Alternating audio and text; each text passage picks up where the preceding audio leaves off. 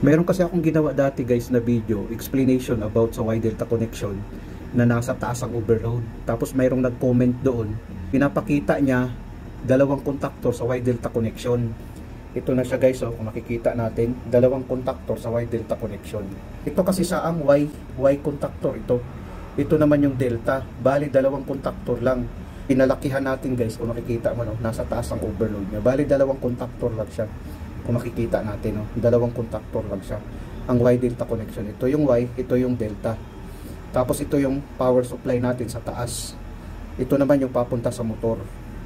Ganun siya guys. Kung makikita natin dito, meron pa siya isang picture na sined. Ito din, no. Kung makikita natin, ito yung sined niya. Kung makikita mo, no. Bali naka-looping din dito, naka-looping siya dito.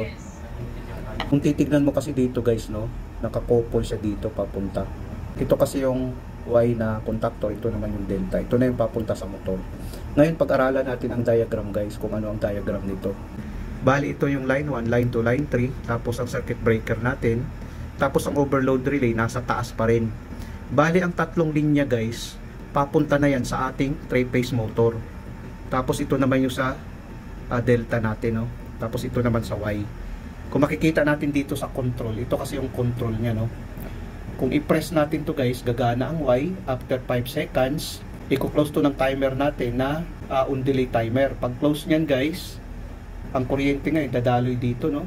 Gagana ang delta, pagana ng delta, i-close to ng delta, i-open naman ito ng delta. So mamamatay ngayon ang Y at saka timer natin. Mag-open din naman ito. Ngayon guys, kung accidentally ma-press mo itong push button na start, hindi gagana ang Y at saka timer dahil naka-open ang contact nito. Ito kasi yung sa delta natin na normally close. Dahil gumana ang delta natin, mag-open ang contact nito, no? Pagpatayin natin to sa stop, mag-open ang contact nito, mamamatay ang delta, mag-close naman ito. Ganun ang function niya. Kumbaga kung i-press naman natin ulit, gagana ang Y at saka timer. Pero pag gumana ang delta guys, hindi gagana ang Y at saka timer kung i-press natin ang start dahil mag-cut dito. Yun siya guys. Ngayon, dadako naman tayo dito sa power circuit. Kung makikita natin guys, mayroon kaagad siyang power supply, no, dito sa 3-phase motor, itong tatlong linya. Pero hindi gagana ang motor natin dahil naka-open ang contact dito, no. Naka-open siya. Kung makikita natin. Ngayon, paggana ng Y guys, ang unang mag-close ang Y, no. Pag close ng Y, gagana ngayon ang motor sa Y.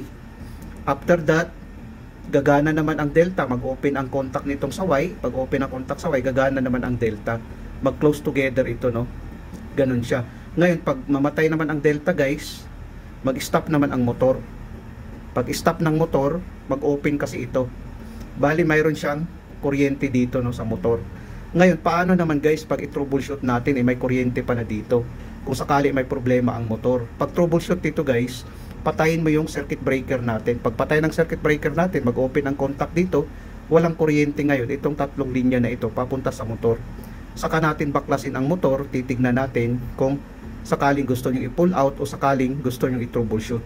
Dapat i-off natin ang circuit breaker para safety pa rin na i-pull out natin ang motor na wala sang kuryente. Normal naman talaga sa technician, pag i-pull out ang motor o di kaya mayroong i-troubleshoot sa motor, i-off ang 3-phase circuit breaker natin. Ganon siya guys. Ito kasi yung ano niya, no. Ang unang mag-close, ang Y, naka-close together ito. Ito na yun siya, no. Naka-jumper siya. I-close together niya itong tatlong linya. Itong ano, itong U2, V2 at saka W2. Ito naman yung sa delta pag gagana siya. Ito yung sa delta pero dito kasi naka-direct na siya, no. Naka-direct na yung connection niya. Kung makikita natin, wala na siyang main contactor. Kung makikita natin, wala na siyang main contactor. Ito na yung diagram niya, gaya ng pinakita natin kanina. Sana guys, nakapagbigay ito ng konting kaalaman sa mga baguhan. Maraming salamat sa inyo guys, hanggang sa muli. Yan na yung entire diagram niya guys, kung makikita natin.